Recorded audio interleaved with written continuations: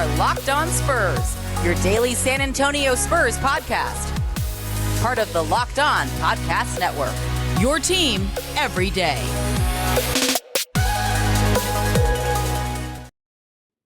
Welcome back to Locked On Spurs on the Locked On NBA Network. I'm your host, Jeff Garcia, Spurs writer for Kins 5, San Antonio. I get it. I know.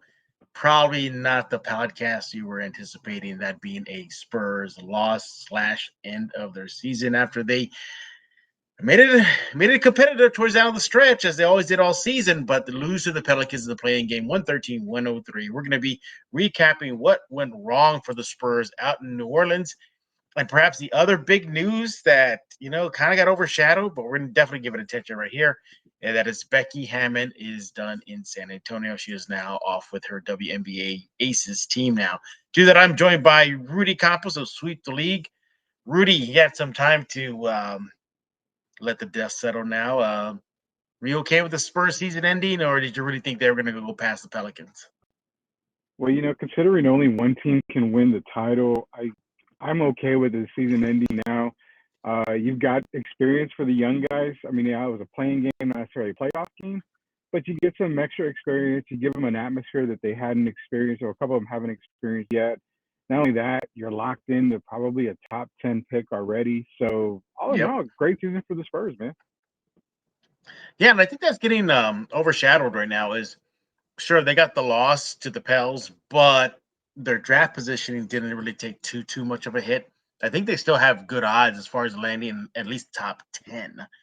So it is what it is. That's definitely going to be a discussion for another episode of Locked On Spurs. We're going to look back at what happened in New Orleans, and make sure to follow Rudy on Twitter at Sweep the League. Do it right now, covering everything, not just Spurs, but all sports in general. Rudy, tough loss, but I think we could just start off this conversation is that when the Spurs side, when your two quote-unquote stars don't show up, it's going to be a long night. And I'm talking about Keldon Johnson and DeJounte Murray. Yeah, it's a tough loss. I mean, overall tough when your stars, especially DeJounte, get into foul trouble early, 3 fouls within the first half, and Keldon just not getting going and not really coming on until late in the game.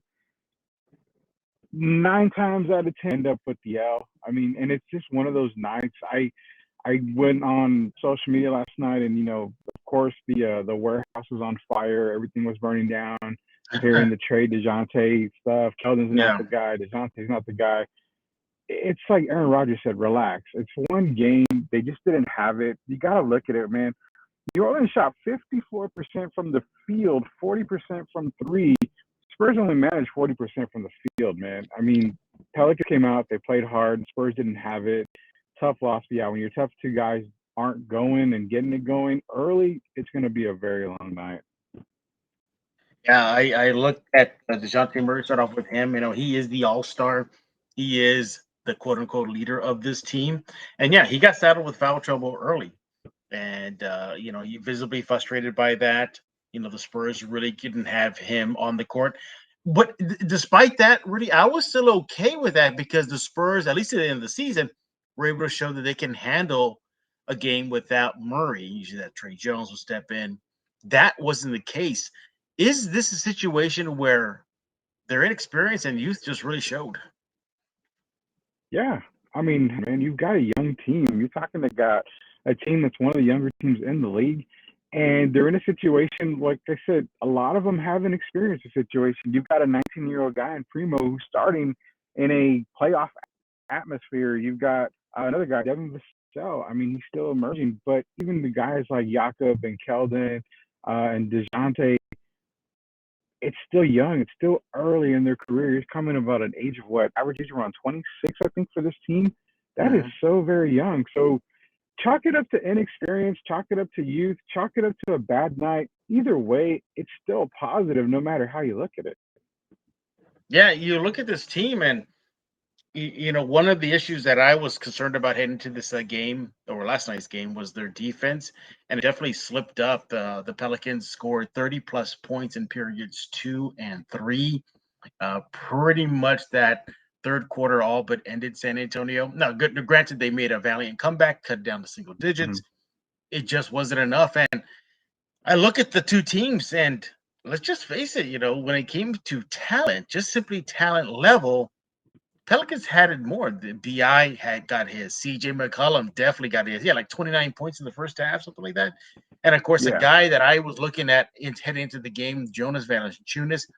I said you got to watch out for him. He is kind of the guy that's really going to give you business. He gave the Spurs Mhm. business with a double-double.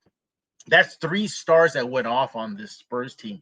When you have that, and at least your quote-unquote stars are not showing up, it's been made for a long night, Rudy. Was this also not just a game of maybe maturity on the NBA level, but let's just face it, lack of star power? Lack of star power does play a part in it, but you also got a team where, I mean, first off, let's say 113-103. The game wasn't as close as, the score made it seem to be. I Right, mean, right, right. let's be real. Yeah. It was pretty much over from the beginning, when they got to that run. But when you look at the star power, yeah, you've got lack of star power. What I really saw most was lack of veteran leadership. This is a game where you would see a Guy Mills, a Rudy Gay, someone who's a real big veteran guy, pull this together and say, hey, guys, look, at halftime, this is the atmosphere. This is the way it is. You've got to get your head out of your ass and play better. This is the kind of stuff you're going to have to deal with. And I think more so star power, Jeff, yeah, you need stars to compete in this league. It's the leadership, that veteran leadership that we didn't see in the past. Even when you had guys like DeMar DeRozan just coming in there and getting these guys to focus a little bit more, it just seemed like when the game slipped away from them, it just completely slipped away. And like DeJounte was kind of turning towards the ref a little bit, like, why are you calling this? Why are you calling this? It's Yeah. playoff ball, man. I mean, you got to let that go and concentrate on the game. When Devin Vassell was your leading scorer, I mean, that's fine, but that's not what it should be. It should have been a 3 attack, Vassell included, along with KJ and DeJounte. Now, KJ led the season, pretty much throughout the season, we saw him be one of the best at the 3 shot. Went Mm-hmm. over against the Pelicans, 0 for 5. That could not happen. Yeah. He went like 6 for 20, 6 for 19, something like that. At the game, Yeah. just really a non-factor. Now, he had a little bit of a push in the second half, but it just wasn't enough to get it over the hump. I look at this loss, Rudy, and I say, okay, fine. They got the experience. This was their true first time leading a charge in a play-in game, because last season it was the veterans leading the way. It was DeMar and Rudy and Patty. It was those Mm-hmm. guys, efforting, the team. This time it was the young kids. I want to talk about Lonnie Walker, though. I was a little surprised he got minimal play time on the court. I mean, Pop would put him in there, bring him right back out. Put him in there, bring him right back out. He could have provided the Spurs an offensive punch. Did that kind of throw you off a bit? It actually did. I mean, looking at his stats, he finished with 12 points. He was 2 of 4 from 3, 5 of 9 overall from the field. To me, that's kind of a stat where we look at Lonnie, it's like this guy was having a really good night. Why wasn't he And getting how more many minutes? minutes did he? Yeah, how many minutes did he play? 17 minutes. Yeah. Now And that needs to be up here I at don't, 20 plus. Yeah. especially when, okay, so Primo got 10 minutes overall, and Primo didn't have a very good night at all.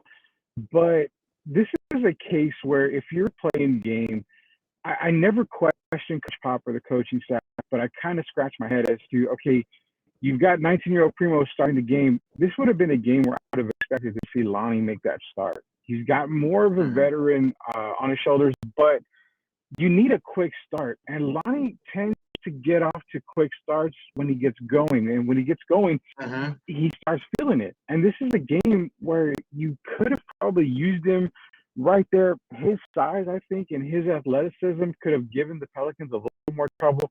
I was surprised not to see him in the starting 5 at the beginning. Yeah, that threw me off. Here's a guy when the Spurs needed offense, because this team desperately needed offense against the Pelicans. He could have provided that, and to see him with minimal playing time, less than 20 in an elimination game, you don't want to give him less than 20. You want to throw him out there because at the end of the season, he was having good games. He was on a roll. He was more consistent. He wasn't as consistent anymore. He found his groove. As a matter of fact, he talked about that after the game. saying that, yeah, he gathered himself for the second half of the season, and he said he did hear the negative noise, but he put that aside, and we saw what he could do. He had a string of double-figure scoring times to end the regular season. So yeah, that was very, very perplexing. He is a restricted Yeah. free agent, so definitely keep an eye on that. Now that we're in the offseason, we're talking with Rudy Campos. He is with Sweep the League. Make sure to give him a follow. Do it right now on Twitter at Sweep the League. But hey, look, the Spurs season may be over, but you can still have some fun and placing some bets on the teams that are remaining. We're talking about BetOnline.net, your number one source for all betting stats and sports info. Look, you can find all the latest sports developments, league reviews, news, including this year's basketball playoffs and the start of Major League Baseball season. Look, there's even odds already right now. The futures about whether or not Pop will be back as a head coach. You can find that all over at BetOnline.net. It's your continuous source for all your sporting wagering information, from live betting to playoffs, esports, and much, much more. I go there. You should go there as well. Head to the website today. You got yourself a mobile phone. You got yourself a mobile device. Rudy's on his laptop right now. He could get on right now and check out betonline.net to learn more about the trends and action. BetOnline, it's where the game starts. We're back with Rudy Campos. He is with Sweep the League. Again, follow him on Twitter at Sweep the League. And we're talking about the Spurs loss to the Pelicans and their season all but over after losing in the play-in tournament. Rudy, let's talk more about this game. Okay, fine. The bright side is, they got some experience. But was it worth it though, Rudy? Was it worth it for them to play a one-game elimination situation and get trounced for the most of the game? Do you think that was worth it? 100%. I mean, if anybody says it's not worth it, they're lying straight to their teeth, or they just don't like this team, period. 100%, yes, it is worth it. Anytime you get extra basketball, extra games at the end of the season, no matter if you're 15 games below 500 or one game below 500, no matter what, if you get bonus basketball, that is a treat. That is perfect. You get an extra game more than everybody else. You get the experience. And yeah, people are going to say, oh, this is bullshit, because it's not experience. It's not experience. What did they learn? You know what? They learned the atmosphere. Mm-hmm. They got a different style of atmosphere, of different crowd noise. They got the show. They've got the experience of refs, officiating playoff atmosphere basketball. You've got to get this experience. I would rather have them get some play-in experience, maybe get a play-in win, then head into their first playoff series as a 4 or 5th seed and just get trounced because they've never been there before. This is experience for these guys. 100% yes, definitely worth it, no matter what. But I'm going to tell you real quick, Jeff, Herbert Jones for the Pelicans. I really hope the Spurs circle the next Pelicans day, and I hope this guy gets laid on his butt next time, because he gave the Spurs some dirty looks throughout the night. And if it's me and I'm Coach Pop, which I'm definitely not a good thing because I would have been thrown out and fined, I would have thrown Jock in there and said, put him on his butt, please. Make him know who we are. Because he was irritating me, a lot of people last night. Yeah, he was talking smack to DeJounte Murray at one play, so. Yeah. And that's Josh Primo's boy. They went to Alabama together, so you maybe tell Primo, hey Primo, tell your guy to chill out, man. It's all good, But more about the loss to the Pelicans. I see this team, and not only did I see a lack of, or just their youth showing, I just saw a lack of maturity as well, at least basketball maturity, The crumbling maybe under the bright lights, the first national game, at least televised national game, on the road, a hostile crowd. Look, I'm not trying to compare them, but a Tim Duncan, a DeMar DeRozan, David Robinson, Sean Elliott, hell, even a Kawhi Leonard, that wouldn't let them bother him, in the Spurs uniform. This is a young team, and perhaps that got in their eyes, the bright lights. I think that had played a factor too. And I want to talk about this too. Do you think this team needs to get a little bit more nasty in them? because the Pelicans were just bullying them, playing much more physical, getting in their faces. You mentioned Herbert Jones just talking smack.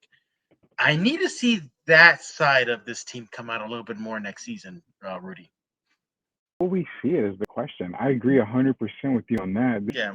Last night should have been, get in their face, back in their face, because I think what also too is I know it's play-in game, but this is playoff-ish basketball. You gotta get dirty, man.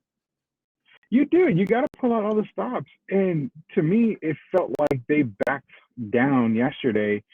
And what players on me, because I used to play the game, in high school and before that, and I was always told if a player is up in your face, you get back into them. Why? Because it's a mental game. Basketball is mental just as much as physical. If you show you can get back somebody's face and fight back, and you're not, you're not a wimp tough, it could play into the fact of, you know what, I'm not going to go so hard at this guy anymore. I'm going to be a little fearful of him. I think if they would have shown a little bit more toughness last night, the game could have probably been a lot closer. But the Pelicans knew that they could bully this team around, and that's sad because there's a lot of tough guys in.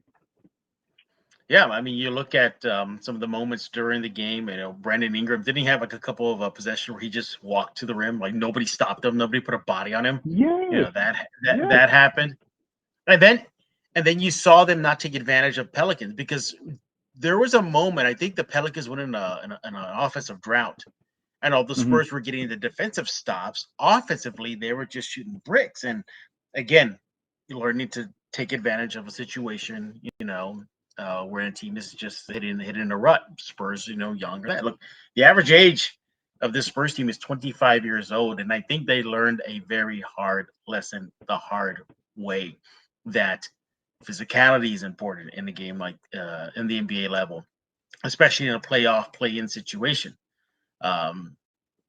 The refs are gonna probably call these a little tighter. You got to play through that. I saw KJ really get affected by the refs calls. I like KJ. His personality is awesome. Win or lose, he's always the same. Very positive, upbeat.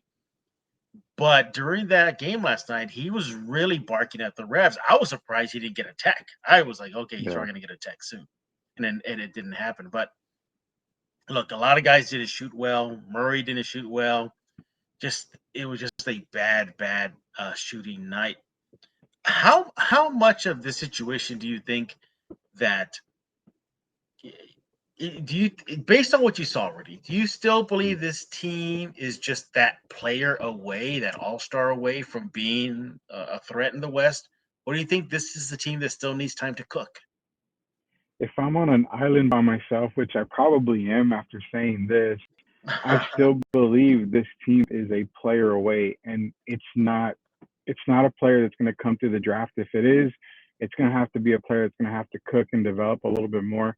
But they are still one player away, and not necessarily a superstar or really an all-star. It's just one killer mentality player away from this team becoming a solid playoff contender. And it's almost like I wish I could insert Russell Westbrook's mentality into a player like Josh Richardson, because you need that fire. You need that guy that says, give me the damn ball. I will get us to that next level, to join DeJounte, to join guys like Keldon, because the team, the way it is right now, and I don't say mediocre in a bad way. It's just not going to be a team that's going to be a top team year in and year out. And you're going to be on the bubble of whether you're a playoff, play-in, or lottery team. So I still feel it's one player away. Who is it going to be? Idea. But I do know that it's going to have to be a guy that's going to come in and understand I've got to be both leader and bona fide star on this team. Yeah. And look, let's just, for just to have fun here, let's just say no big free agent comes to San Antonio this offseason. Okay. They try to make a trade, doesn't happen, blah, blah, blah. And they stick with their draft picks. And let's just say they even vaulted to the top 10. We have to understand that those kids, none of these kids in the draft are the Tim Duncans, LeBron James, No. That level. They're good. They're going to be really good. But even then, Rudy, they're going to need time to cook still. They're going to still Yeah. need time to cook, and that's going to keep the rebuild going on. Now, obviously, the rebuild will be shorter if you get an impact player that you can find in the top 10. But for them to be that immediate impact, like you remember back when David Robinson came, then they go from a Yeah. 20-win season to a 50-plus win season, like something like that. Tim Duncan comes, 20, low 30s, whatever it was, until the championship. Yeah. That type of player I don't think is in the draft. So you'll still need time to cook. And I think their experience in the play-in game, I think they learned a valuable lesson. That they can impart moving next season. Devin Vassell, talked about it after the game. He was talking about how that Pop believes in them, that Pop sees the potential of this team, that they showed flashes of it. He said, but sometimes he goes, we, meaning the players, have to believe what Pop sees in us. Again, back to the maturity of this. Rudy, are you giving this team a little bit of a pass considering this was considered a rebuild and yet they did make the play-in? I mean, that's got to say something. It does. I've been on team whatever happens throughout the entire season. I understand the youth of this team. I understand, hey, making a playing game is huge considering I only pegged them for 24 wins this year. I mean, I don't have, I'm not saying I didn't have a lot of faith in them. I do, but I also understand at 25 years age on the average, this team's going to struggle. I mean, there's no veteran leadership. There's guys that are young that are going to try to continue to be that voice in the locker room. And that's fantastic. But you have to expect this team to struggle. I mean, getting the playing experience, great. You just, what I'm trying to get, even to Spurs fans, you just overcame a team with 5 future Hall of Fame players. And to me, that's a win in itself because it shows you don't have to have all this talent to compete for a play-in or playoff spot. You just have to have the right pieces in place. And the Spurs have the right pieces in place. You just have to build around what you have and improve on the team you've got. Now, look, credit the Spurs again. The Pelicans were up 96-75 with about 10:30-ish left in the game. But the Spurs did go on a 16-1 run in about a little over 5 minutes. They cut that lead down to, I think it was like 97-91. And then even then, the Spurs had the door open because the Pelicans had missed like 7 straight shots during that run. So, okay, fine, go, go, go. They were on there. Now, I'd like to see that fight. They gave that fight again. But that's where Ingram, was being Brandon Ingram. He had a couple of shots. Valanciunas hit a shot, and the Spurs defense just slipped again. And as a matter of fact, that's something that I was worried about heading into the game. I spoke with Locked On Pelicans, and I said that I'm not going to be surprised if the Spurs make a run and then all of a sudden let it slip, because that's what they do, and they definitely did that. Vassell led the team with 23 points. As mentioned, DeJounte Murray shot bad, 5 for 19, but did finish with 16 points. And isn't that nuts? Herb Jones is the one who shadowed him and really shut him down. So a rookie did. Nevertheless, CJ McCollum was just CJ McCollum, a Spurs killer. This is not the first time he's done this to San Antonio, everybody. Historically, he's just devastated San Antonio. But I mean, when you get 81 points between Valanciunas, McCollum, and Ingram, and the Spurs don't really do much to fight that. Yeah, you can see why they lost. Didn't McCollum scored like 32 points, so yikes. Yeah. So 27 points in the first half by McCollum. All in all, Rudy, I know with the Locked On Spurs going to be shifting to the offseason now, but I don't want to step on too many topics, but what do you think? Their season was a success or a bust? I want to say it's a success. I mean, you saw the growth of the kids. Everybody wanted the youth movement. You got it. You saw what you have in the youth movement. Yeah. How is that not successful, in my opinion? You got more than what you expected from this team. Absolutely. Hey, But where you want to hear what you have to say, let us know on Twitter at Sweep the League. That's for Rudy, and for myself at Jeff G Spurs Zone. I want to talk to you about Shady Rays. Shady Rays is an independent sunglasses company that gives you features of a $200 sunglasses for the fraction of the price. Rudy wears his sunglasses at night, and what better way for him to look cool than with some Shady Rays, for those who are old enough to know what reference music video I'm talking about here. That means polarized lenses, well-constructed durable frames, and premium high-end finishes. Also, something you don't find anywhere else is Shady Rays' insane protection program. Shady Rays includes lost and broken protection on every pair. They will send you a brand new pair if you lose them, no matter what happened. Give them a try. If you don't love them, you'll pay nothing. You heard that right. You will pay nothing. It is simple as that. Plus, they go above and beyond. 10 meals are donated to fight hunger in America when you shop with Shady Rays. Exclusively for our listeners, head to shadyrays.com. Use code LOCKEDON. That'll get you 50% off 2 or more pairs of polarized sunglasses. Once again, that's code Locked On for their best deal of the season. Rudy's right now. He's checking it up online, and he's going to get himself some nice sunglasses over at shadyrays.com. Again, 50% off 2 or more pairs of Shady Rays sunglasses, and it's backed by over 150,000 verified 5-star reviews. Let's continue our chat with Rudy Campos with Sweep the League. And Rudy, kind of gotten overshadowed because it was a big game, but a huge news as well last night. And that is when Popovich all but announced that the Becky Hammon era ended very quietly in San Antonio. Popovich said that Becky was no longer with the team, that she had no choice. She had to go to her new team, WNBA Aces, to start her head coaching job. Rudy, were you a little surprised that Becky quietly exited? Did you expect this, or did you expect her to leave like when the season was over, like completely over?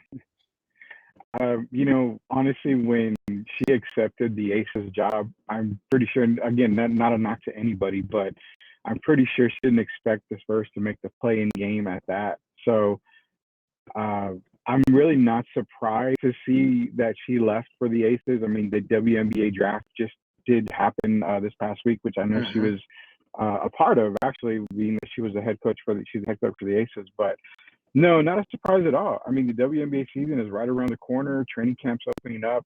You need your head coach there from start to finish. She's got to get her personnel in order and get her players ready to go.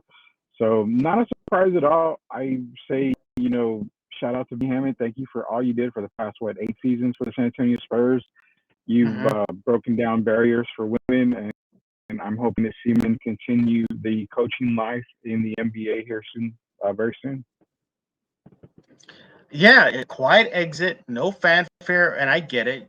She probably didn't want to suck away the attention, from the Spurs ahead of the play-in game. But you understand why she had to. Really, you hit it on the head. She's a head coach. She was doing double duty. For almost all of last season.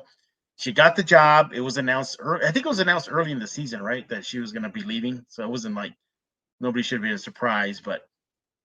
I'm pretty sure she was like trying to do her Spurs coaching duties and then doing her Aces head coaching, running the show duty as well. The other players did speak up, especially Josh Primo.